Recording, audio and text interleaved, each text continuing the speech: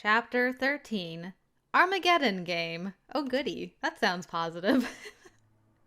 Well, this is when everything comes to a conclusion, I guess, so let's see how it all shakes out. The mood became more tense as we traveled down to the lower levels, but no one spoke. Eventually, Cowrie stopped in front of a closed door. They're in here. You should be able to make it to where we believe your people are hiding. He handed Caleb a small datapad. A map. Unfortunately, I can't give you the access codes because they've changed them. Gabriel's brother is one of our engineers. Great. That's good to know, I guess. Morgan, I believe this one is going to be yours. You want me to just, rip it open? Yeah, basically. Yes. We don't have time for you to try to hack in, and you haven't worked on that skill yet anyway. Yeah, that was fair. Pretty sure it's going to do permanent damage. I believe we can safely say it's necessary. You have my permission. Right. I moved to the front of our little group and let out a breath. With my hands out in front of me to help me visualize what I needed to do, I focused my Psi and reached with it to the doors. Of course, there were locking mechanisms in the walls I might have wanted to undo first, but those were complex and I wasn't sure how to work them. So instead, I wound my Psi through the cracks in the doors, shutting my eyes as I mentally examined the mechanisms, the tracks, and got a feel for how they were set up. Then I crushed the mechanisms and shoved them aside. Once they were out of the way, opening the door was just a matter of force. They were heavy, but I was able to wrench them open enough for us to get through. Dang, girl. Whoa. Knock, knock. Just kidding. I never knock. Why knock when you can tear apart? Good job, girl. The metal bent and groaned under the force of my Psi, but something like this wasn't that hard for me anymore. Finished, I glanced back at Caleb. That'll do it. Cowrie had given us communicating devices earlier to allow us to talk to each other and him. Each one of us had one of the devices attached to an ear. So it was time to part ways. We'd be in touch through the comm. Cowrie went back the way he'd come as we entered Antrim Terra. Unlike the last time we were down in this area, it was empty. No people, no signs of life. I had no idea where the citizens were, presumably in their residences. We ducked tight against the walls just to keep out of sight in case anyone was watching for intruders. I believe I've located the others. Interference is much less down here, thankfully.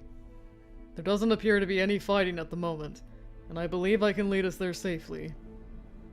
It's on you, then. I'll keep my ears and eyes open, so lead the way. Of course. I didn't have much to do as we followed Ari, but I was glad he was in the lead, because everything down in this area looked the same to me. We didn't walk for long, though, before he stopped us. I believe that, at this point, I should teleport us into their location. It will be safer. Morgan, you must set up a shield the moment you can. We're just going to pop in without warning? Hence the shield. I can sense where they are. Given the situation and our inability to communicate with this group, I think it best to do it this way. Walking into an area where everyone may shoot before asking questions seems unwise, and they may not be able to sense who we are as clearly as I can sense them. Teleporting directly to where a teammate is waiting seems less likely to end in us being ambushed. I was starting to understand something about Ari. He was reckless sometimes, wasn't he? But Caleb didn't argue, so it seemed like we were going with this plan. Caleb and I moved closer to him, and I was preparing myself to erect a shield as soon as possible after teleportation. I didn't have a lot of time. As soon as the new location faded into view, I had a shield up and ready to hopefully withstand being shot at. Ari had a smaller shield around us a few seconds later, but it was unnecessary. Odette! Though there were weapons aimed at us, no one fired before I heard Odette's voice barking for them to lower their weapons. She pushed through a wall of unfamiliar faces, looking simultaneously annoyed and relieved. Took you long enough. We both released our shields as she joined us. Update on the situation. The short version is that we know where the insurgents are holed up, but we can't get to them. Not with this group. too high risk. Even our Endgame agents here are researchers, not combatants. And everyone else isn't experienced at it either. The weapons they use up here are pretty nasty too. They only affect organic matter, since it would be hell if you could shoot through the hull of this place. It means you really do not want to get hit with one of these things. So we've been pretty limited in our approach here. That should be resolved somewhat with two people capable of teleportation. Two people. Yeah, well, we needed you hours ago. I'm sure you're aware we were waiting for orders. I know. It's not your fault. So where are these people and what are they doing now? I don't know what they're doing. They managed to lock us out of all systems earlier, so we can't keep an eye on them that way. Well, one of them is some kind of engineer, I guess. He was able to lock down Antrim as well. I think they have an F-class who's able to use some kind of reverse cage, because I can't quite get a lock on them psionically either. Granted, my abilities are muted. Still. I thought Espers up here weren't trained. Don't need it. You had a hell of a reverse cage up when we first met you, and you didn't even realize it. That stuff is Esper bread and butter. It doesn't require much training, if any. The point is, we know where they were, and I assume they're still there, since I can't get a lock on that entire area. I don't know anything else. So we'll drop in on them the same way we dropped in here. But this time with the four of us, if you're up for it. I'm more than up for it. These creeps have made me stay up here far longer than I ever wanted to be here. I'm ready to get my feet back on solid ground. Morgan, we may need to punch through a reverse cage, then teleport. I would prefer not to carry all three of you, though it's a short distance. I don't believe stressing my abilities is wise at this time. If I can get through the reverse cage, I'll be fine to teleport myself and one other. I had only practiced carrying someone else a couple of times, but it wasn't difficult if it was just a short distance. Very well. I will leave Caleb to you as he's already used to your method of teleportation, while Odette may experience side effects. Odette, if you can show me visually where you believe them to be, I'll find it within my sphere. Morgan can observe and pinpoint the same location with ease. Then it will be about whether we can break through any interference. Morgan, we will need to move quickly, so let me know right away when you have a lock on the location and be prepared to jump. Understood. Odette moved to the table of monitors in the center of the room, speaking with another person before pulling up what looked to be a layout of the area. We're here. And earlier, they were here. She pointed to 2 locations on the screen as she spoke. This is the entire area that I can't seem to view within my sphere, even though it's within my range. Ari glanced my way, then expanded his sphere with a slight nod. I focused on it, watching him search. It was a little difficult to observe someone's use of their sphere, but I'd learned more or less how to manage. Caleb had moved alongside me and already had his hand on my shoulder in preparation. Ari caged the location, and I immediately attempted to do the same, expecting resistance. There was almost none. Not enough to pose a problem, anyway. I locked onto a target in a room that had a couple of other people in it. Only 2 were Espers, a bishop with moderately strong psi and a low-level infantry. Ari. Let's go. He said nothing else, and I waited only a split second before I jumped as well. Both of us had shields positioned the moment we landed. I already knew YUU wasn't in the room. I'd seen it before I jumped. So what had they done with him? We had to take care of the current situation before we found out. There were 3 others there besides the Espers, 5 people in total, and they were all armed. At least at first. But, unwilling to waste time with these people, I acted before anyone else could.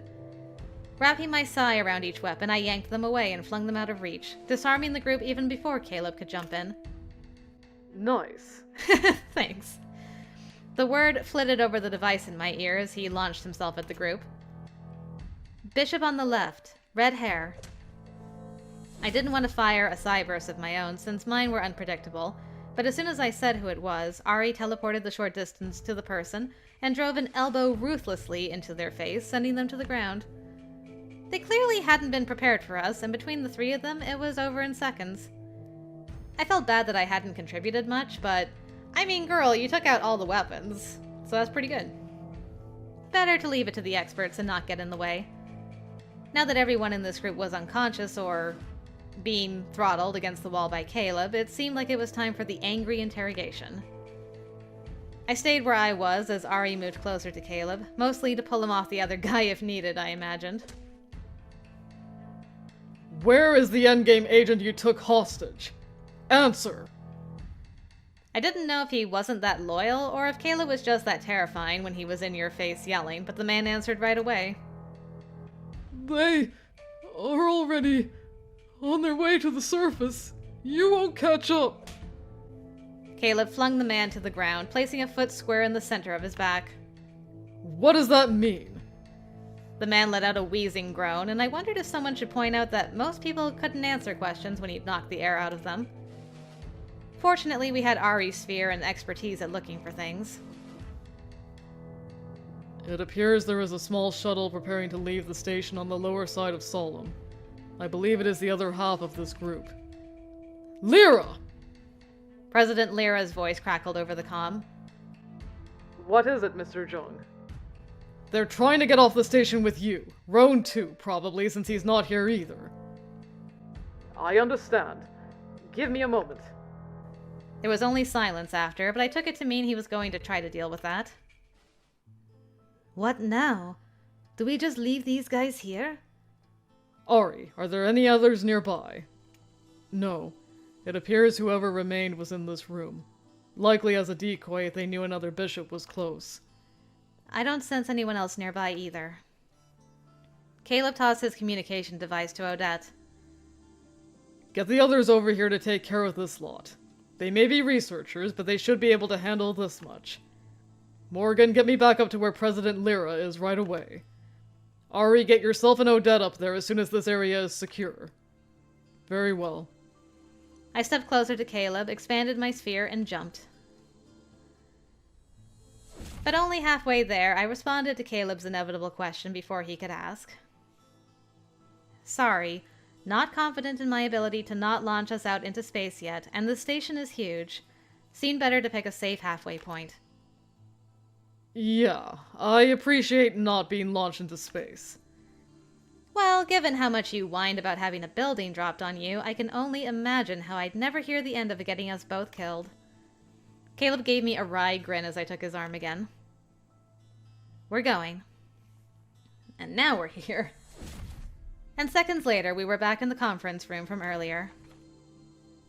Mr. Jung, Miss Leone. He entered with Gabriel seconds after we arrived. Update us. Bad news, I'm afraid. We tried to lock down the launch bay, but they had overridden the controls. Our little engineer's work again, I see. He's one of our best, and he knows the station pretty well, unfortunately. Yeah, that is pretty damn unfortunate. I didn't expect... Cowrie set a hand on Gabriel's shoulder, a gesture of surprising sympathy, all things considered. We've confirmed Roan and YUU are with the group. We caught a glimpse before he turned off security images. They both appear safe. Now what? Magnus is looking into... Oh, hello. Hologram Magnus. I apologize for... A holographic image of him fuzzed into view, but he stopped when he saw me and Caleb. Oh, hello you two. Glad to see you're all right. What's going on, Magnus? Nothing good, I fear. The defense grid has detected a shuttle that is going to enter the atmosphere in less than 10 minutes. The Triad is threatening retaliation if an unauthorized vessel encroaches on Arcalis. We don't know for sure where they're heading yet, but I imagine it's Veneta. If so, it will count as an incursion into the waste, which is normally ours to protect, but of course the Triad is posturing about the danger. So they're threatening to shoot it down, despite Roan and YUU being on board. Of course. I've suggested I will turn off the defense grid if I have to. You can imagine how that's gone over. Wow, this is all disturbingly familiar. Caleb and the others looked my way. I'm sure you all know about the capstone incident. I'm feeling a weird sense of déjà vu. I was literally thinking about that too, Morgan. Well, I doubt this incident will spark a decades-long civil war, but it is certainly similar. What do we do? Before Magnus could respond, the air went cold, and with a flash, Ari and Odette were there. The situation in Antrim is locked down, and... Magnus. Our research team has rounded up the last of the insurgents, and everything is looking okay in Antrim for the time being. What's the news on the shuttle? Heading for the surface. We didn't stop it in time. The only option I can think of is that we teleport in and take control of it before it lands. Dropping in unexpectedly seems to be working for us so far. It seems unwise to do so during re-entry. Will we have time before they reach the upper atmosphere? If not, it may be necessary to wait and do so just before they land. Yeah. I agree we don't want to be trying to take over a ship a few minutes before a critical maneuver. I say we wait until after re-entry. It'll put a little more strain on you to teleport, though. As much as I'd like to trust Morgan with it, we don't know her upper range, so I think it's best to rely on you. I'm in agreement. They will enter the atmosphere in approximately 5 minutes. It should take them 90 seconds to reach the lower atmosphere. I'll track them and let you know when it's safe to teleport. I'd like to have at least some assurance the Triad won't blow us to hell when we're on that ship, Magnus. I'm informing the Council and the UTG you'll be taking control of the vessel when it clears the upper atmosphere. That should hold them off for some amount of time. Ari, you know hitting a moving target is tricky. Are you sure you're going to be okay? Don't concern yourself with that. My teleportation will not fail. We're going to do the same move we've done before. Teleport in, shield, then attack. Ari, I need you at controls right away to take over piloting. Odette, you're going to help me take out whoever is in charge. Morgan, defend Ari and yourself. And if you and Roan are in sight, them as well. Got it. If you can do that little trick where you disarm everyone again, that would be great. If not, just worry about keeping everyone safe. I'll do my best. Do you have a layout of the ship's interior? We'll be teleporting directly into the control room, but it would be good to know what to expect. Of course. I watched as he pulled up the image of the ship design, showing Ari where the pilot's controls were. Everything was happening so fast, and I was doing my best to keep up mentally, grateful I had little chance to panic or be afraid. Ari was already expanding his sphere to keep the ship in his sights as it re-entered. It was amazing, honestly. Ari and I weren't affected by the nanite suppression in this area, but they had mild psi dampeners as well. They didn't completely suppress it, but muted everyone's abilities. I was the only one unaffected by them. Even so, the fact Ari's sphere was still intact was just a testament to how massive his psi actually was. He explained everyone's location on the bridge of the ship and indicated that you and Roan were indeed there. And then it was time. It felt like someone was squeezing my chest, but all I could do was focus and, well, pray. We all moved closer to him and he teleported, dragging us all with him. This is a pretty cool ship, I gotta say. Probably not the time to gawk at it, but still. Everyone jumped into action the moment the control room came into view. We had little time to take stock or do anything but move. I shielded myself and Ari as he darted to the controls. I also located both you and Roan, erecting shields around them right away. There were a few people aboard. 6, only 5 of whom were armed. The other was the pilot. I wrapped Psi around their weapons, ripping them away the way I'd done before. Only one was able to fire before they were disarmed, and we were fortunate Caleb was adept at dodging. The shot missed, and I already was flinging the weapons away before the person could fire another. Having a hand-to-hand brawl in a moving aircraft seemed like a dangerous plan, but it quickly descended into one. This time, Odette was not using Cyburst, which was understandable. I teleported to you and Roan as the others grappled with the crew, a word I used loosely. YUU had already gotten to his feet, ramming his shoulder into one of the people guarding him. The other had slammed him into the wall hard. When I joined them, I tore him off YUU and slammed a Psi-enhanced fist into his jaw. He joined the other on the ground. I wouldn't get up. The other one huddled there, clutching his companion and glowering at me. YUU. I was beginning to worry. Sorry we're late. YUU had a bruise alongside one eye, but otherwise seemed fine. Perhaps you could remove our restraints. Of course. I helped him back to his feet, ripping the wrist bindings off with my Psi before doing the same for Roan. And briefly lower the shield. I did it without thinking, and before I could ask why... Ooh, I'm so glad we get to see YUU using his Psi. Look at his beautiful eyes. YUU moved me aside, and, to my great shock, darted to where Caleb was, pulling one of the two people he was fighting away from him and landing a solid and somewhat horrifying punch. The doc can fight. He was, of course, a rook as well, and even if he wasn't as adept at physical enhancement, it clearly didn't mean he couldn't do it at all. Ari had already taken out the man at the controls and had him pinned. Caleb and YUU were having no issues subduing those two. It seemed like it was going to be over. Odette was struggling, but had managed to subdue the bishop she was fighting with just her telekinesis.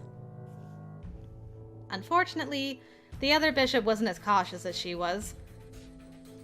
I realized a second too late, as did Odette, that they had lifted a hand towards Ari. No! I strengthened the shield around him as the bishop released a Psi burst. Odette made a grab for their hand at the same time.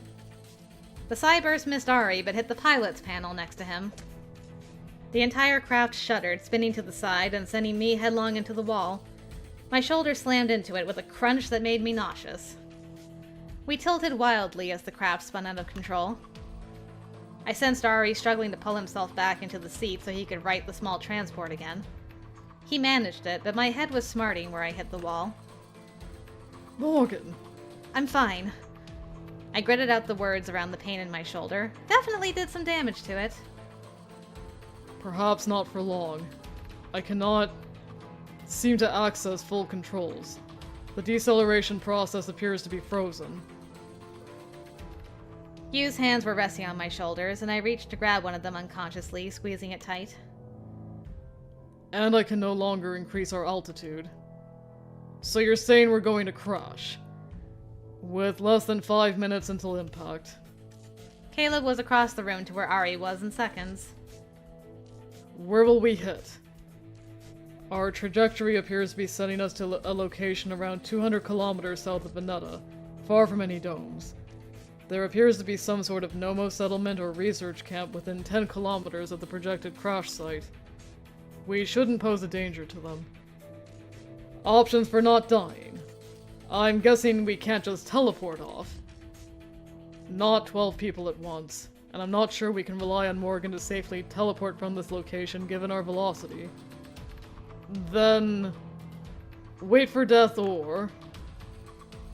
We can try to slow the ship or maneuver it with telekinesis. Me and Morgan. Though I don't know how much help I'll be with an object this size, she may be able to slow the descent somewhat. I've never attempted to manipulate anything this heavy. Morgan is likely to harm herself by attempting something like that. Probably going to harm herself a lot more, letting us slam into the ground at this speed, YUU.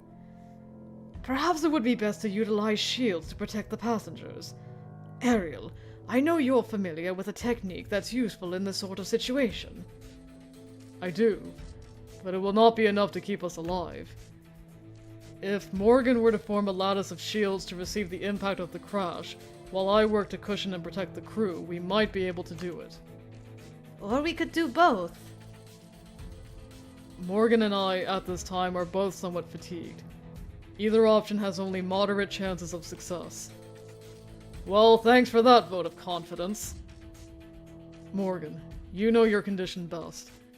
What do you believe is the correct choice? We have little time to debate this. Oh, good. Leave it up to me. I guess I am the queen, so...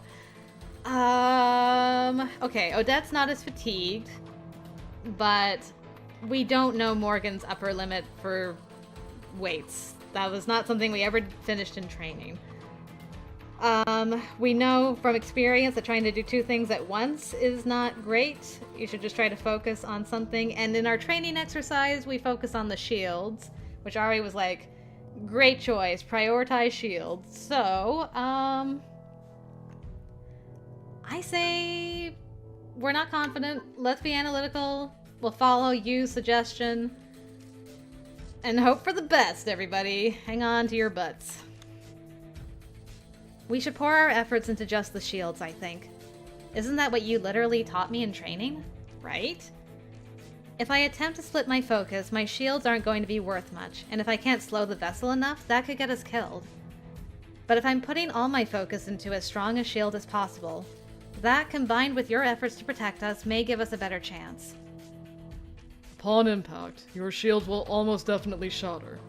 The recoil may be severe given the force of impact. You need to prepare yourself.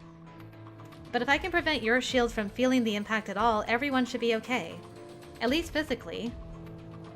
Self-accepted, since nothing could protect me from the mental shock. But there wasn't anything to do about that.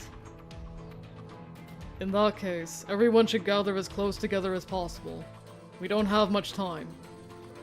While they started to drag the unconscious crew closer to us, YUU pulled me aside. There isn't much time, but do not fear. I am here, and any residual side effects, fatigue, or anything else, I will treat it. You must be alright. I know. Ari was tired, perhaps, but I hadn't done that much yet, so I thought I was fine. I could do this. Seeing YUU's face and knowing his life was in my hands gave me even more determination. I had to protect him, at any cost. Without thinking, I pulled him to me for a trembling kiss. Aw. I love you. I said it quiet enough that he was the only one that heard it. He squeezed his eyes shut and pulled me close. As do I. So we must make it out of this safely. Yeah. And that was all the time we had. As much as I wanted to watch what Ari did while constructing his shields, we didn't have time for that either. All I could do was trust that he knew what he was doing as I built a heavily layered structure of shields around everyone. His seemed to have an unusual formation, probably for the purposes of softening the blow while keeping the passengers immobile. I did start to feel heavy and like my movements were limited by the time he was done. I didn't know how to craft the sort of robust shielding I needed, something different from the normal type, stronger. But I kept thinking of the carbon formations I'd learned about in some of my classes. Not my favorite classes, but at least my psi enhancements meant I could recall them with ease. I based my shields off some of those chains, crafting as many layers as I thought I could get away with. Would it work? I didn't know, but it was all I could think of. Odette wasn't just sitting still either. She might not have been the telekinesis titan I supposedly was, but she was doing what she could to slow the descent, so we were coming in at a shallower angle. We could all be on our way to death, or being seriously mangled, but I could only hope this would be enough. Brace yourselves. I sealed my jaw and squeezed my eyes shut, feeling like I couldn't breathe as I poured every ounce of focus and determination into the final shield layer. Everything happened at once when we hit. I almost didn't feel the physical impact due to Ari's shields cocooning us and protecting us from being jostled. The mental impact was a different story. I felt it to the very depths of my mind and body as the first layers of my shield flexed inward and shattered, sending a painful shock through my body. I may have screamed, but I didn't even know. My instinct was to double over in agony, but I couldn't move much because of Ari's shield. Through the pain, I desperately tried to rebuild and reinforce the remaining layers. 2 more shattered as inertia carried the shuttle across the ground in a tumble of metal, sand, and rock. My eyes were squeezed shut, and everything was just blinding lights and pain that faded to an orange glow. I didn't know when we stopped. It couldn't have taken more than a few seconds. I wasn't aware of much of anything until I realized my knees were on a solid surface with something painful jabbing into my palms as I tried to keep upright. Okay, well, something warm and wet was dripping from my face. I realized it was blood when someone pressed something to my nose. I was hauled to my feet and into someone's arms as I dizzily tried to work out what was happening. What? I could barely speak around the tight pain in my throat.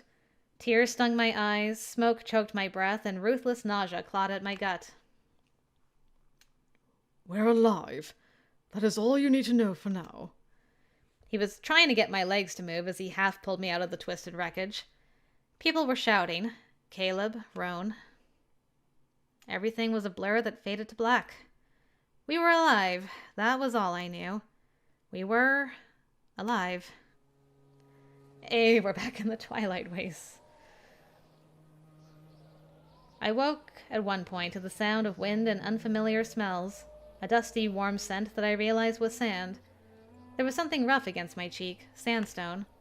I jolted awake, then let out a groan at the headache and nausea. This was a familiar feeling. Ugh. I felt like I was going to vomit. Don't try to move too suddenly. Your physical injuries are minor, but your fatigue is not. What happened? The ship crashed, as expected, but your shields took the brunt of it.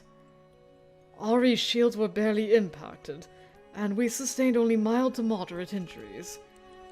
He and Odette are fatigued, but your condition is more serious. However, we are alive. That is what matters. You should be proud of yourself. How long was I unconscious? Not even an hour. Hey! You! It's been a while. He was motioning to someone behind me, and when I glanced that way, wincing at the movement, an unfamiliar face came into view. Here you go. Drink this. It's just water, but dehydration is unlikely to help your fatigue symptoms, and our Nomos friends had limited relevant medical equipment when they came to check out the crash site. Sorry about that. We expected more physical injuries, and even if we didn't, we're not equipped to treat psi fatigue. Nomos. I had never dreamed of the opportunity of interacting with any of them, or being in the wastes under the real sky. It would be nice if I wasn't feeling like garbage. I leaned my head back against the rock, shutting my eyes again. The sound of the wind was strange. If the two of you are going to start wrestling again, could you please move away from this wall? I hope you realize these carvings are literally thousands of years old. It would be a shame if they were destroyed by two grown men who can't keep their tempers. Who is fighting? Caleb, who are you fighting right now? I was immediately more awake. Carvings? Where are we? Your ship crashed near a small cave system with some syndicate carvings in them. My team was here just 2 days ago to document them. We are currently sheltering from a small dust storm. It has hampered our rescue. Senecan... Ugh. YUU's arms went around me to steady me as I almost doubled over with dizziness. Trying to move that suddenly was not a good plan. Morgan, it is not the time. Out of my way! There's carvings! I held him at bay with one arm, looking up at the dark-haired man nearby. Your team studies Senecan culture? We do. How old are the carvings? What are they of? Can I see... You cannot. You can stay where you are and rest. And you, Eden Riviera, will you do me the favor of not riling up my patient? I wasn't trying to rile her up. Morgan, you almost lost your life. You dislocated your shoulder when you fell previously. You hit your head, and you have severe psi fatigue. This is not the time for a history lesson. I almost died, YUU. This can be the time. He looked both exasperated and amused as he moved my hair aside. Then his brow twitched slightly as the voices behind him rose to a shout. He spun around, glaring that way. And for the love of God, will someone just sedate those two idiots and stop their shouting? I flinched at the sudden loudness right next to me. I will be back because someone needs to make Kale stop threatening that fool he's been arguing with for the last hour. You, make sure she does not move. He stood and stalked away to where there was a scuffle building between what I thought was Caleb and one of the insurgents from before. I didn't hear anything you was saying outside the threat to sedate them both if they didn't stop. With a sigh, I leaned back against the cave wall. I handed the container back to the man you had called Eden Riviera, the argument a couple of meters away fading to a blur. Senecan carvings. I'm going to see those before we leave, whether or not you likes it. Interested in Senecan culture? A strange, regretful smile made it to my face. It's what I was studying before all this. I gestured to the political mess taking place a short distance away. Huh. Didn't know they had people like you in Endgame. It's a stupidly long story. How did your people get here? I assume you saw the crash. Yeah, it's pretty shocking everyone survived.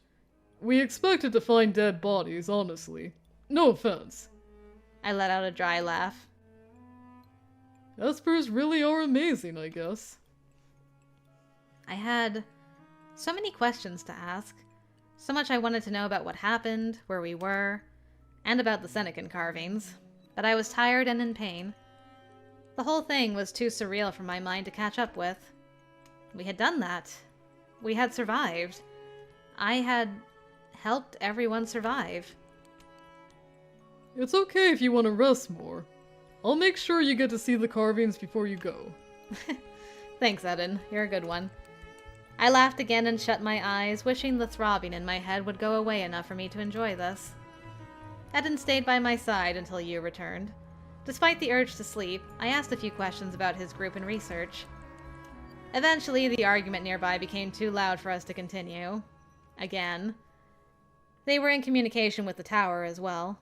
Endgame was waiting for the storm to pass to pick us up. In the meantime, they were trying to resolve the diplomatic situation as well. That part wasn't my duty, though. Whatever happened after would be for the politicians and council to figure out. I slept more at some point. Slept until the storm passed and a transport carried everyone back to safety. I did see the carvings they mentioned. And I wish with all my heart I could stay longer and look at them more. But I was whisked away for treatment. The smell of the sand and sound of the wind stayed with me for a long, long time afterwards, following me into my dreams. But when I woke again, the wind had been replaced by the beep of medical equipment. And that surreal experience was already beginning to fade. When I started to fall asleep again, I realized YUU was next to me holding my hand tight. His face was the last thing I saw before I slipped into dreams.